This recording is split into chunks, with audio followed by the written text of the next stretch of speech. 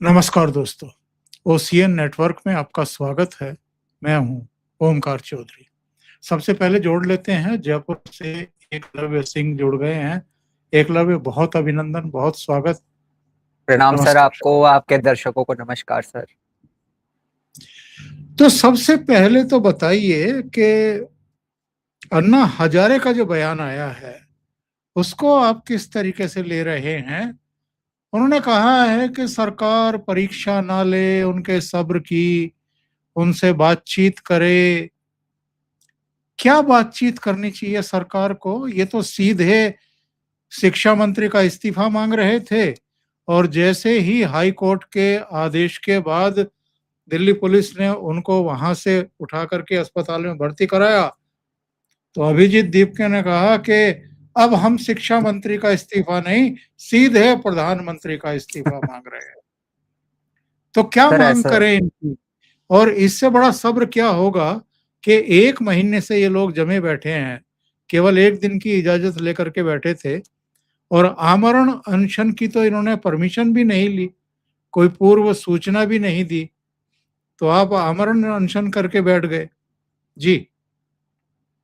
Sir देखिए, मुझे लगता है कि सोनम वांगचुक जी से जो बात करनी थी वो तो यहाँ जोधपुर की जेल में कर ली होगी सरकार ने, हमारे राजस्थान में।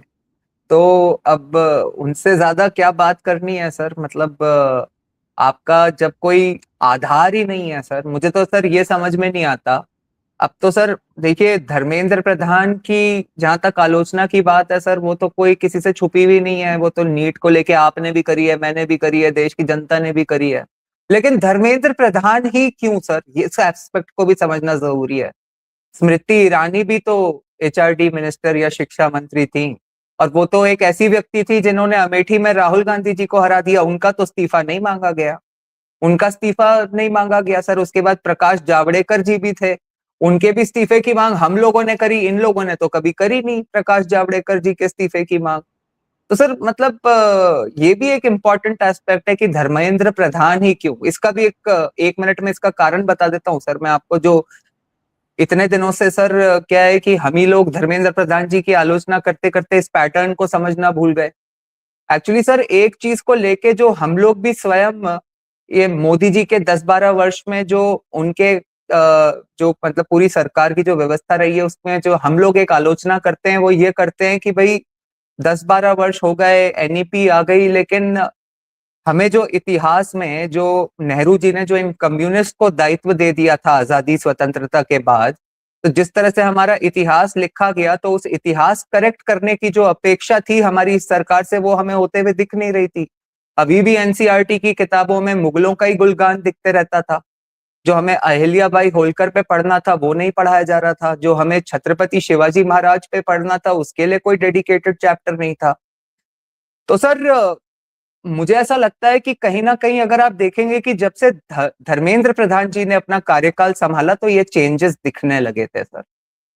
आपने देखा होगा कि अभी कुछ दिन पहले ही सर 8वीं क्लास की जो एनसीईआरटी की टेक्स्ट बुक्स हैं उसमें वीर सावरकर जी के स्वराज की मांग को लेके ऐड किया गया, तो उस पर भी काफी तमाशा हुआ था सर। तो मुझे लगता है कि सर मेन प्रॉब्लम जो धर्मेंद्र प्रधान से है वो कहीं ना कहीं इस चीज को लेके है, क्योंकि आप देखेंगे कि जिस प्रोटेस्ट में जिस तरह से ये एआईएसएफ और एसएफआई के स्टूडेंट्स जुड़ रहे हैं, ये कम्युनिस्ट प्रवृत्ति के लोग, तो मुझे तो लगता है सर कहीं ना कहीं धर्मेंद्र प्रधान से तो लेके सबसे बड़ी चिंता का यही विषय है सर इन लोगों के लिए। और दूसरा, जहां तक अन्ना हजारे जी का सवाल है, तो सर आप पैटर्न देख लीजिए, वही उसी तरह का एक इंडिया अगेंस्ट करप्शन करके, और उस समय तो वाकई में करप्शन का मुद्दा था, भ्रष्टाचार का जो मुद्दा था वो एक बड़ा मुद्दा था, लेकिन इन लोगों की कोई खास क्रेडिबिलिटी नहीं थी, तो अन्ना हजारे जी को एक फेस बना लिया गया। और वही पैटर्न सर, पहले भूख हड़ताल, उसके बाद हम मार्च करेंगे। अन्ना हजारे जी ने भी मार्च करी थी, इनको भी 20 तारीख को संसद पे मार्च करना था। तो ये सब सर ये पैटर्न वाली बात है। और अगर कोई अन्ना हजारे जी के मैं कहता हूं कि मतलब मुंह में अगर कोई माइक ही दे देगा और पूछेगा कि क्या करना चाहिए, तो वो क्या बोलेंगे? यही तो ये थोड़ी बोलेंगे कि मर जाए, वो यही बोलेंगे भाई कि हाँ ठीक है, सरकार को बातचीत करनी चाहिए, और क्या बोल सकते हैं। परंतु सर देखिए, मुझे ऐसा लगता है कि आपकी अनुमति से जो कुछ नई जानकारी प्राप्त हो रही है वो मैं आपके दर्शकों से साझा करूं। देखिए सर, एक कहावत है या कि हर सफल व्यक्ति के पीछे कई बार एक सफल औरत का हाथ होता है सर। ये कहावत सर बड़ी पुरानी है। तो सर मैं आपको बताऊं कि 1964 में सर, 1964 में अ, एक सर हार्वर्ड यूनिवर्सिटी के संरक्षण में अमेरिका में एक एसआईटी करके एक इंस्टीट्यूट स्टैब्लिश करा गया था सर, जिसमें कि उसका नाम था sir school of international training. उसका ये बेसिकली सर, जब ये अमेरिका और यूएसएसआर के बीच में जब बहुत भारी कॉन्फ्लिक्ट चल रहा था, तो उस समय इसको एस्टैब्लिश करा गया था। इसमें सर हर वर्ष करीब 25-30 ग्रेजुएट्स ही निकलते थे सर। और इसमें होता ये था सर कि इससे जो लोग ट्रेन होके निकलते थे, इनको देश के सॉरी विदेश और मतलब दुनिया के, विश्व के अलग अलग देशों में भेजा जाता था कि वो वहां पे जाके और यूएस का नैरेटिव आगे बढ़ाएं सर। तो सर उसी से जुड़ी हुई महिला है, उनका नाम है रेबेका नॉर्मन सर। तो मैं समझता हूं सर कि जो पब्लिक डोमेन में मैं इंफॉर्मेशन देख रहा हूं, अभी तो लोग ज्यादातर यही देख रहे हैं कि जो गीतांजलि अंगमो जी हैं वो इनकी पत्नी है, जिनको दिखाया जा रहा है रोज रोज। लेकिन सर मैं आपको बताऊं कि ये इनकी दूसरी पत्नी है सर। इनकी जो पूर्व पत्नी है वो यही रेबेका नॉर्मन है सर। ये लद्दाख आ गई थी सर 90s में। और मेरे ख्याल से सर 1995-96 के आसपास इनकी शादी हुई थी सोनम वांगचुक से। और सोनम वांगचुक से शादी होने के बाद सर, देखिए मैंने क्यों कहा कि हर सफल आदमी के पीछे एक सफल औरत का हाथ होता है, तो उसके बाद इनकी शादी होने के बाद सोनम वांगचुक की किस्मत पूरी तरह से बदल गई सर। वर्ष भर वर्ष उन्हें अवार्ड्स मिलने लगे sir, national awards, international awards. लेकिन इंटरेस्टिंग बात ये थी सर कि ये जितने अवार्ड्स मिल रहे थे, इसका अगर कोई भी अगर एक बेसिक आकलन या रिसर्च करेगा तो वो पाएगा कि वो सारे अवार्ड्स कहाँ से फंडेड थे, या तो फोर्ड फाउंडेशन से या रॉकफेलर फाउंडेशन से। इन फोर्ड फाउंडेशन, रॉकफेलर फाउंडेशन में सबसे बड़ा जो सर एक तरह से कंट्रीब्यूटर है, वो ओपन सोसाइटी फाउंडेशन के अलग अलग विंग्स है सर। और open society foundation George Soros की है सर। तो ये एक जो है सर बड़ी इंटरेस्टिंग जानकारी प्राप्त हुई है सोनम वांगचुक के बैकग्राउंड के बारे में। और मुझे कहीं ना कहीं सर मुझे तो एक्चुअली सर मैं आपको सच बताऊं तो मुझे संशय ही नहीं है, मुझे तो पूरा विश्वास है कि ये जो एक कोइंसिडेंस है सर कि ये जो 20 दिन का फास्ट था और इसी 20 दिन में राहुल गांधी जो विदेश में गायब रहे सर, इसका एक भारी कनेक्शन है सर।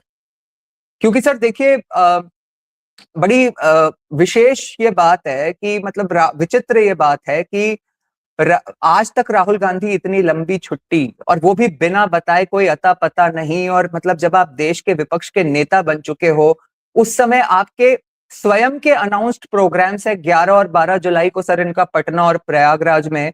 जिस तरह से पहले ये भारत जोड़ो का कार्यक्रम कर रहे थे, उसी तरह से इनने आजकल वो छात्रों की गूंज प्रोग्राम चालू कर रखा है, जिसका कि कल देहरादून में प्रोग्राम हुआ। तो जो पटना और प्रयागराज में निर्धारित प्रोग्राम था, इनका स्वयं का अनाउंस किया हुआ प्रोग्राम था, उसमें पहुंचे ही नहीं। तो इतना क्या जरूरी था सर? तो मुझे लगता है सर कि कहीं ना कहीं ये जो मैं आपको अभी निवेदन कर रहा था कि जो सोनम वांगचुक का बैकग्राउंड है जिस तरह से, तो ये जो पूरा प्रोटेस्ट है सर, जिसमें कि एक ऐसी पार्टी जिसमें कि मतलब 22 मिलियन फॉलोअर्स होते हैं, लेकिन 22 लोग उनके लिए जमीन पे खड़े नहीं हो पाते। लेकिन जो खड़े होते हैं वो इसी तरह के लोग जो फॉरेन फंडिंग से चलते हैं, जैसे कि एसएफआई, एआईएसएफ और कम्युनिस्ट और एंटी नेशनल एलिमेंट्स जो हैं, वो हमें उन मंचों पे दिखाई देते हैं।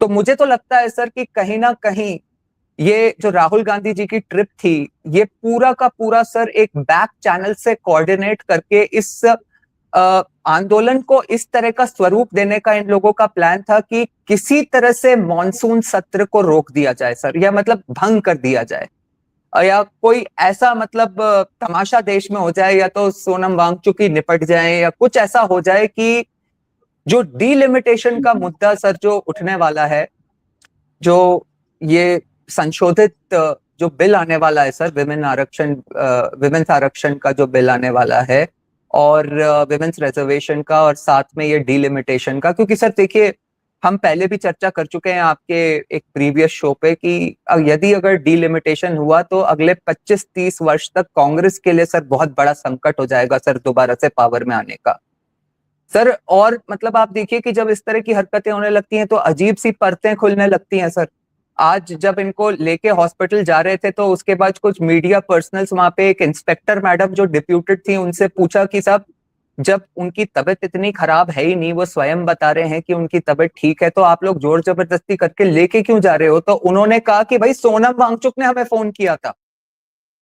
और सर सोनम वांगचुक का रवैया देख ही रहे थे, वो कुछ दिन से वो तो स्वयं ही कह चुके कि भाई तुम यहाँ पे बैठ के ठूस ठूस के खाते रहते हो। और मैं तो सर वो भी मतलब Sonam Wangchuk also knew that he is failing. Second part इसका ये था सर कि जब अभिजीत दीपके को उसके वो जो 5 स्टार टाइप के अपार्टमेंट जिससे उसने रेंट कर रखा था, उसके ओनर से सर कुछ मीडिया पर्सनल्स का इंटरेक्शन हुआ। तो उस अपार्टमेंट के जो ओनर थे उन्होंने कहा कि भाई कुछ समय पहले इन्होंने मुझसे, जब ये अपार्टमेंट रेंट पे लिया था, तो मैं तो आमतौर पे लोगों को देते रहता हूँ, तो मुझे भी लगा भाई कोई होंगे व्यक्ति बाहर से आए हुए, मैंने इनको दिया हुआ था। लेकिन पिछले 5-7 दिन से अजीब सी प्रतिक्रियाएं हो रही थी, अजीब अजीब लोगों को लेके यहाँ पे अपार्टमेंट पे आते रहते थे। तो मैंने इससे की मतलब कंप्लेन भी करी, इसका विरोध भी किया, तो ये माने नहीं, समझे नहीं। तो फाइनली जब मतलब इनके अपार्टमेंट को देखा वहां पे पहुंच के, तो वहां वो अपार्टमेंट बियर की बोतलों से भरा पड़ा हुआ था। तो सर इस तरह के तो इन लोगों की मतलब ये क्रेडिबिलिटी है और ये दिखाई दे रहा है। तो सर कहीं ना कहीं मतलब मेरे मन में अब कोई संशय नहीं है सर कि ये एक वेल कोऑर्डिनेटेड आंदोलन है, ताकि ये जो अ, इसमें सर मैं आपको एक और भी बात बता दूं कि जब ये सोनम वांगचुक को, जब ये इस तरह के अवार्ड्स मिलना शुरू हुए थे, तो मतलब इनका एक जो आपने प्रीवियसली हमने ये भी बात करी थी सर कि किस तरह से इनको थ्री इडियट्स मूवी के थ्रू, एक प्रोपेगेंडा मूवी के थ्रू इनको एक एंटी नेशनल, एक आदमी को एक देश में हीरो की तरह स्टैब्लिश कर दिया गया। आपने देखा होगा कि 2 दिन पहले अभी एक प्रेस मीट में, एक शो में, प्रेस इंटरेक्शन में आमिर खान ने स्वयं कह दिया कि भाई जब ये मूवी बन रही थी मुझे तो पता ही नहीं था कि सोनम वांगचुक कौन था। अब सर ये ऐसे हीरो थे कि कुछ समय पहले सर ये कश्मीर के बारे में जब ये बात करते थे तो ये प्लेबिसाइड और रेफरेंडम की बातें करते थे सर। और पाकिस्तान से सर राजकुमार इनको, हिरानी जो उस फिल्म के डायरेक्टर थे, उन्होंने भी इनकार कर दिया। जी उन्होंने बिल्कुल कहा सर, कि ये तो पुणे के एक नौजवान के जीवन के ऊपर, कुछ घटनाओं के ऊपर फिल्म थी, सोनम वांगचुक के ऊपर नहीं थी। लेकिन पूरे इकोसिस्टम ने प्रोपेगेंडा किया इनके बारे में कि इन्हीं जी के ऊपर ये फिल्म बनाई गई है। बिल्कुल सर। सर सच कहूं तो मेरे मन में भी अभी तक यही धारणा थी सर कि कहीं ना कहीं ठीक है थोड़ा बहुत इधर उधर हो सकता है, लेकिन मूवी इंस्पायर्ड तो इन्हीं से है। क्योंकि ये जो आमिर खान और राजकुमार हिरानी ने भी बात बोली, आज जाके बोली है ना। जब पूरे पब्लिक डोमेन में इतने वर्षों से झूठ बोला जा रहा था तो आपने क्यों नहीं बताया कि नहीं भाई ये वो व्यक्ति नहीं है? उसी तरह से सर आपने देखा होगा, अब इसमें एक बड़ी इंटरेस्टिंग चीज है सर कि ये लद्दाख में जो ये काम करते रहे हैं, आपने देखा होगा कि पाकिस्तान से इनको इनविटेशन आया था तो वहां पे क्लाइमेट एक्टिविज्म के कॉन्फ्रेंस में चले गए थे। तो सर इन सब चीजों के लिए इनको जो फंडिंग मिलती रही है, उस फंडिंग में ये सर ये जो इनफैक्ट सर आप सोचिए कि कांग्रेस की सरकार के दौरान भी इनको एफसीआरए के 2 नोटिस मतलब प्राप्त हो चुके थे, जो इनकी इरेगुलरिटीज थी। और अभी तो सर इनका जो मतलब ट्रैक रिकॉर्ड रहा है जब से ये सरकार आई है, तो मेरे ख्याल से तो सर देखिए मतलब the government is very well aware कि इस आदमी के क्या क्रेडेंशियल्स हैं। और मतलब मतलब अमित शाह जी वगैरह का जिस तरह का होमवर्क होता है, जिसमें नक्सलिज्म जैसी प्रॉब्लम में जहां उन्होंने जड़ में जाके समस्याओं का समाधान किया है, तो जब इनको यूएपीए या एनएसए जैसी एक्ट में उठा के जोधपुर में इतने समय तक रखा होगा तो पूरे अच्छे तरह से इनको खंगाल चुके होंगे। और इसी कारण से उनको बेल मिलने में भी, वो तो क्या है सर कि उसमें मैक्सिमम पनिशमेंट ही 12 महीने का था, नहीं तो इतने दिनों तक तो उनको बेल मिली ही नहीं ना सर। ये तो सर कुल मिला के इनका तो ये है। जो अब प्रोपेगेंडा कर रहे हैं कि इनको क्यों उठाया गया, उनके लिए मैं कल का इनका एक वीडियो प्ले कर रहा हूं। जी जरा वो लोग भी जो प्रोपेगेंडा फैला रहे हैं, बड़े ध्यान से सुने इनकी बातें कि ये क्या क्या बता रहे हैं। 20% लगभग मेरे शरीर का चला गया है। फैट्स के बाद मसल्स गए हैं और उसके बाद ऑर्गन्स जाएंगे, आखिर में दिमाग यानी कि ब्रेन। अभी वो नौबत नहीं आई है। आज 20वां दिन ख़त्म हो रहा है। चलिए मैं साबित करता हूँ कि मेरा दिमाग अभी भी ठीक है। यहाँ बहुत से लोग हमसे पूछते हैं, क्या इस आंदोलन से जवाबदेही आएगी? क्या शिक्षा मंत्री इस्तीफ़ा देंगे आप लोगों के इस आंदोलन से? मैं आप लोगों से पूछता हूँ, भारत की जनता को अपने बच्चों की जान और ज़िंदगी यानी कि शिक्षा ज़्यादा प्यारी है या प्याज? शुरू से एक बार आप इनकी ही बात हैं, वरना मैं कौन जरा होता शुरू से हूँ? सुनते मैं हैं क्या इनकी बात, इन्होंने क्या कहा है अभी। यहाँ जरा फिर से सुने दर्शक। और उसके बाद ऑर्गन्स जाएंगे, आखिर में दिमाग चला गया है। जी हाँ, मैं अभी भी ज़िंदा हूँ। 20% लगभग मेरे शरीर का चला गया है। 20% मेरे शरीर का चला गया है, मेरे ऑर्गन्स जाएंगे। और कल इन्होंने एक और बयान दिया था कि अगर मैं मर गया तो मेरा भूत लौटेगा यहाँ पर। तो जब आप खुद ये वीडियो जारी कर रहे हो कि मेरे ऑर्गन्स बस जाने ही वाले हैं, तो फिर अगर पुलिस ने और सरकार ने आपको वहां से उठा करके अस्पताल पहुंचा दिया, कौन सा पाप कर दिया उन्होंने? सर ये तो मतलब सर मतलब मुझे लगता है कि वो आमिर खान को फालतू में हायर करा, इन्हीं को हायर करके वो मूवी बना लेनी चाहिए थी। मतलब सर देखिए देखिए हमारे देश की जनता मतलब मासूम है लेकिन बेवकूफ नहीं है सर। वहां पे आप देखिए कि किस प्रकार के लोग किस तरह की बातें कर रहे हैं। ठीक है, आप आए तो थे भाई नीट का मुद्दा लेके, चलो उसके बाद आपने सोचा कि शायद अब नीट की बात कर रहे हैं तो कुछ और भी बातें कर ही लेते हैं, यहां तक भी ठीक है। लेकिन आप चूज क्या बातें कर रहे हो? आप कर रहे हो उमर खालिद की बेल, ठीक है, अंबानी अडानी, ब्राह्मणवाद मुर्दाबाद। आप राम मंदिर की क्यों नहीं बात कर रहे भाई? वो भी तो एक बड़ा विषय है। आप इथेनॉल की क्यों नहीं बात कर रहे? वो भी तो एक बड़ा विषय है। तो सर देखिए जनता मतलब और सर मैं आपको बताऊं, मैं आपको पूरे विश्वास के साथ बता सकता हूं, मैं कुछ लोगों को जानता हूं सर, जो कि और आज भी कई ऐसे लोग हैं जिनको कि लगा कि ये एक जेन्युइन मुद्दा है तो इससे जुड़े थे कुछ लोग शुरू में। परंतु स्वयं वहां पे लोगों ने जाके जब देखा कि किस तरह का माहौल है, बकायदा एसएफआई और एआईएसएफ जैसे ऑर्गेनाइजेशंस की स्टॉल लगी हुई है। और सर एक वो कहावत है ना, एक बड़ी फेमस कहावत है कि जहां जहां लग गया टेंट वहां वहां नेताजी प्रेजेंट। तो सर आप देखिए, लेकिन अब वो नेताजी भी किस तरह के प्रेजेंट हो रहे हैं सर? प्रशांत भूषण, बृंदा करात, महुआ मोइत्रा, आप तो सर वो आंदोलन जीवी के जो ब्रांड एम्बेसडर हैं योगेंद्र यादव जी भी वहां पे पहुंच के अभिजीत दीपके को पकड़ पकड़ के रो रहे थे। तो सर मुझे लगता है कि मोदी जी तो एक बार सदन के पटल से पूरे देश को समझा चुके हैं कि ये जो आंदोलन जीवियों की हमारे देश में पूरी इंडस्ट्री है। और सर हमारे देश ने देखिए मतलब ठीक है, मोदी जी और अमित शाह जी बहुत सजग प्रशासक हैं, लेकिन हमारे देश को नुकसान हुआ है सर। मतलब चाहे सीए के राइट्स हो, जिस तरह से शाहीन बाग बनाया गया, चाहे फार्मर्स प्रोटेस्ट हो, उस समय देश में जिस तरह से एक माहौल बना दिया गया हो।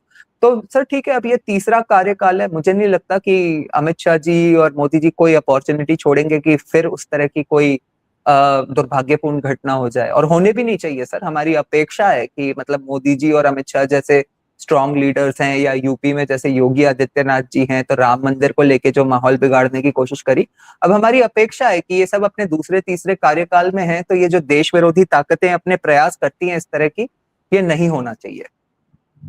एक फोटो दिखाते हैं, ये क्या टैक्टिस अपनाई गई है केजरीवाल वाली, कि मतलब वो ये तो भाई अपने ऊपर स्याही फेंकवा लो और शायद इसी से सहानुभूति आ जाए और शायद सरकार को बदनाम कर सकें हम। नेक्स्ट चांटा है सर, चांटा भी पड़वाएगा अभी अपने आप को। सारे पैटर्न्स वही चल रहे हैं तो उसमें भी चांटा तो बचा हुआ ही है सर। आपको याद होगा ना, वो केजरीवाल जी जीप के ऊपर से हाथ हिला रहे थे, तो एक जनता से ही एक आदमी ने जीप के ऊपर चढ़ के कैसा चांटा जड़ा था। अच्छा सर, ये भी बड़ी इंटरेस्टिंग बात है कि अरविंद केजरीवाल जी कह रहे थे कि भाई सोनम वांगचुक इतने पढ़े लिखे और इतने गजब के व्यक्ति हैं, ऐसा व्यक्तित्व है, इन्हीं को देश का एजुकेशन मिनिस्टर बना देना चाहिए। सर मैं तो कहता हूँ ये तो एकदम हिस्टोरिकल अपॉर्चुनिटी है, पंजाब में इनको बना देना चाहिए सर एजुकेशन मिनिस्टर, और पूरे देश के और लिए एक अपनी पंजाब को सरकार मॉडल बनाना चाहिए। अपनी सरकार में मनीष सिसोदिया को क्यों बनाया, इन्हीं को बनाते। बिल्कुल सर, बिल्कुल। और अभी तो मतलब जो खुद की मांग है, खुद की मांग पे तो मतलब एक तरह से उसको खुद की मांग को तो समझना ही चाहिए सर। अभी तो बहुत बड़ी अपॉर्चुनिटी है, पंजाब में इनकी सरकार है, आने वाले टाइम में इलेक्शन भी है, अपॉर्चुनिटी भी है।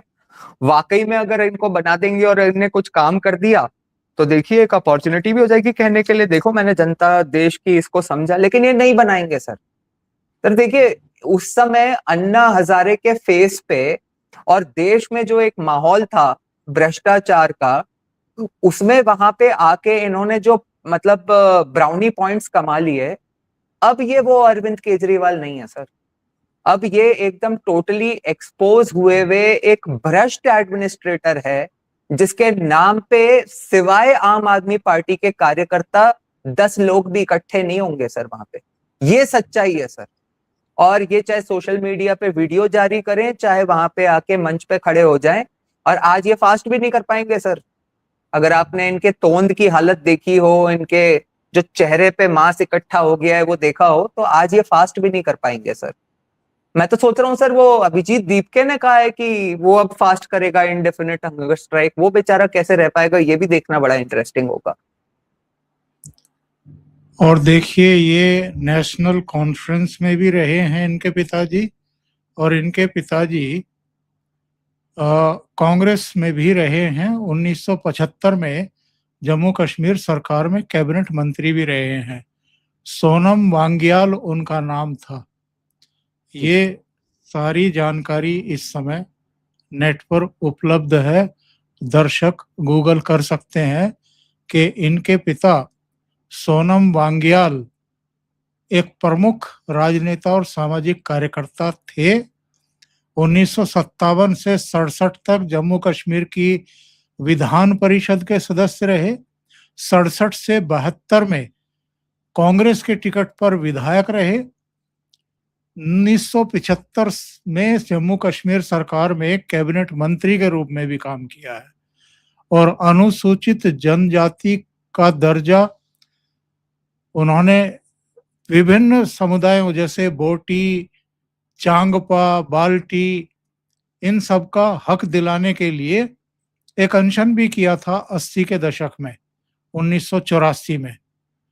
तो इनके पिताजी को भी अनशन करने का शौक था, और वो कांग्रेस और नेशनल कॉन्फ्रेंस दोनों में रह चुके हैं, जम्मू कश्मीर के मंत्री भी रह चुके हैं। सर एक्चुअली क्या है कि इसको एक चीज ना, ये वैसे तो सोशल मीडिया पे कंपैरिजंस चल रहे हैं, और जो हमारी असली जेन जी जो है सर, जिसने आज एक प्राइवेट सेक्टर से पहली बार भारतवर्ष में स्काई रूट का रॉकेट उड़ा के और अंतरिक्ष में पहुंचाया है, जो हमारी अवेयर रहने वाली असली जेन जी है, उसको तो काफी तथ्य पता भी होंगे क्योंकि वो अपना रिसर्च करती है। लेकिन मैं आपसे निवेदन कर दूं सर कि जिस तरह से आप देखिए, जो आपने अभी इंफॉर्मेशन दी है कितनी इंटरेस्टिंग है सर, कि 3 इडियट्स मूवी में क्या दिखाया जाता था कि सोनम वांगचुक या फुंगसुक वांगडू उर्फ जो हैं, उनके पास 4 ऐसे महान साइंटिस्ट थे कि 400 पेटेंट्स थे उनके पास।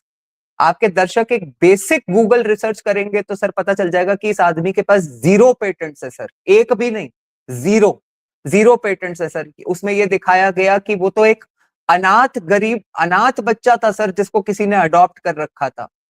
और आपने बताई दी सर अभी कि पिताजी कांग्रेस के कैबिनेट मिनिस्टर थे, ये भी नहीं कि कोई छोटे मोटे अनशन करने वाले नेता, कांग्रेस के कैबिनेट मिनिस्टर थे सर। तो सर ये सब बातें तो हैं ही, लेकिन मैं आपके दर्शकों से अवश्य निवेदन करूंगा सर कि ये जो मैंने शुरू में जानकारी दी, ये नाम याद रखें सर, रेबेका नॉर्मन जो इनकी एक्स वाइफ हैं। एक नाम और याद रखें कि SIT school of international training 1964 में जो अमेरिका में हार्वर्ड यूनिवर्सिटी के संरक्षण में स्टैब्लिश हुआ था, वो अलग अलग देशों में किस तरह की प्रतिक्रियाओं के लिए जाना जाता था। और एक जो इनने सारे जो इनके अवार्ड्स जो सर विकिपीडिया पे लिस्टेड हैं, आप उन अवार्ड्स का एक बेसिक रिसर्च करेंगे तो वो सारे फोर्ड फाउंडेशन और रॉकफेलर फाउंडेशन से आते हैं, जो कि ओपन सोसाइटी फाउंडेशन फंडेड है। और ये तो मेरे ख्याल से आपके सजग दर्शकों को मालूम ही होगा कि जॉर्ज सोरोस उसको फंड करते हैं। तो इनकी असलियत इस प्रोग्राम में आज बहुत हद तक खोली है हम लोगों ने। बाकी आजकल तो ये इंटरनेट का, गूगल का, विकिपीडिया का, एआई का जमाना है। आप थोड़ा सा सर्च करेंगे तो इनके सारे कच्चे चिट्ठे आगे पीछे के खुल करके आपके सामने सर आपके माध्यम से, लेकिन मैं एक निवेदन करना चाहूंगा सर आपके दर्शकों से। एक सर अभी भी एक एजेंडा चल रहा है सर, और उस एजेंडा को आपके दर्शकों को मैं ऐसा मतलब आपके माध्यम से निवेदन करना चाहता हूं कि इसको थोड़ा सा समझें कि कॉकरोच जनता पार्टी, अभिजीत दीप के और उसके जो साथ में जुड़े हुए लोग हैं या इसके पीछे जो लोग हैं वो तो एंटी नेशनल और बदमाश हैं, और जिनको मंच मिल रहा है वो बदमाश हैं। लेकिन सोनम वांगचुक भले आदमी है, उनसे सरकार को बात करनी चाहिए, उनको बचाना चाहिए, वो तो भला आदमी है। वो नहीं है सर, उसके बारे में पढ़ें जिस आदमी को इसका फेस बनाया गया है, जिसके संरक्षण में ये आंदोलन एक तरह से आज सर इंडिया अगेंस्ट करप्शन की क्रेडिबिलिटी इसीलिए थी क्योंकि अन्ना हजारे उसका फेस थे। तो ये जिस आदमी को आज उठा के ले गई है सरकार, उसको उठा के ले गई है, वो सब एक अदर मैटर ऑफ डिस्कशन है। लेकिन आप स्वयं अपना थोड़ा रिसर्च करिए कि सोनम वांगचुक क्या आदमी है। ये तो वो आदमी था ना जिसने ये कहा था कि अभी तक तो हम अगर चीन की सेना घुसपैठ करती थी तो सरकार को और सेना को सहयोग करते थे, अब हम सहयोग नहीं करेंगे उनको बल्कि रास्ता दिखाएंगे। सर इसमें भी मैं आपको एक निवेदन कर दूं, बहुत ही इंटरेस्टिंग बात है सर, ये बहुत इंटरेस्टिंग बात है सर। मैंने एक्चुअली सर आपके एक शो पे सर इसके बारे में चर्चा करी थी, और मैंने अपनी सोशल मीडिया पे उसको जब पोस्ट करा सर, तो सर वो कुछ इमीडिएटली कोई 50,000 व्यूज पे, जबकि मेरी तो ऐसी कोई एज सच कोई प्रमोटेड प्रोफाइल या कुछ इस तरह की नहीं है, लेकिन वो 50,000 व्यूज पे चला गया था सर। तो उसके बाद सर कुछ कांग्रेस के नेता और कई लोग उस पे अन्य लोग कूद के आए और उन्होंने कहा कि मैंने ये फैब्रिकेटेड, आपको ध्यान होगा सर मैंने आपको इस कॉन्टेक्स्ट में बताया था कि मैं अपनी बेटी को बता रहा था कि ये सच है वो सच है। तो सर कुछ लोग उस पे कूद के आए और उन्होंने कहा, उन्होंने एक पूरा वीडियो डाला और उसमें सोनम वांगचुक ये कह रहे हैं, वो बताया कि ये फैब्रिकेटेड वीडियो है। असली में सोनम वांगचुक ये बता रहे थे पूरे केस में कि एक कॉमेडियन है लद्दाख में जिसने ये कहा था, और मैं कह रहा हूं ऐसा कि उन्होंने ऐसा कहा था। अक्सर मैं आपको आपके दर्शकों को फिर बता दूं सर कि उनके साथ भी ये प्रोपेगेंडा चलेगा, लेकिन सच क्या है इस चीज को जानना बहुत जरूरी है सर। आज मैं भी कह सकता हूं कि मुझे एक व्यक्ति ने बताया कि ओमकार चौधरी जी को ओसीएन नेटवर्क चलाने के लिए बीजेपी से पैसे मिलते हैं, लेकिन सर मेरे कहने से मैंने जिस व्यक्ति ने मुझे बताया, मुझे बताना पड़ेगा ना कि वो कौन व्यक्ति है, नहीं तो यही माना जाएगा कि मैं अपना मन लगा के बता रहा हूं, बोल रहा हूं इस बात को। तो सर सहारा लेकर के आप ही कह रहे हैं, और कौन सर सहारा नहीं, कोई व्यक्ति था ही नहीं सर ऐसा। 2 वर्ष तक पुलिस और लद्दाख की जनता उनसे पूछती रही कि कौन है वो फेमस कॉमेडियन। उन्होंने कभी नहीं कहा, और पता है क्या कहा सर उल्टा, उन्होंने ये कहा कि डोंट शूट द मैसेंजर। किसने कहा, कहां से इंफॉर्मेशन आई उसको छोड़ो, जनता की भावना को समझो। तो ये किसी और का, गलत व्यक्ति का, एक नॉन एग्जिस्टेंट आदमी का नाम यूज करके ये बताना चाह रहे थे कि जनता की भावना ये है कि चाइना की आर्मी अगर घुसपैठ करेगी तो हम उनका विरोध नहीं, उनको रास्ता दिखाएंगे भारत में। ये है सर इस आदमी की असलियत। और इसकी असलियत जो है इससे पता लगता है, जब बाथरूम जाता था शुरू में तो वो टोपी वाला और दाढ़ी वाला इनके साथ दिखाई नहीं देता था, लेकिन बाद में इसको लगा कि लद्दाख में चूंकि मुस्लिम भी हैं, मुस्लिम मतदाता भी हैं, इसलिए उसको भी अपने साथ लगाने लगा ताकि मुस्लिमों में लद्दाख के ये मैसेज जाए कि देखो भाई मुस्लिम भी इसके साथ हैं। तो ये सारी चीजें पूरा राजनीतिक मूव है इस आदमी का, इसको समझने की जरूरत है। बहुत बहुत धन्यवाद एकलव्य जी जुड़ने के लिए, इतना समय निकालने के लिए और एक महत्वपूर्ण विषय पर चर्चा करने के लिए। Thank you so much. चरण स्पर्श प्रणाम सर आपको। नमस्कार।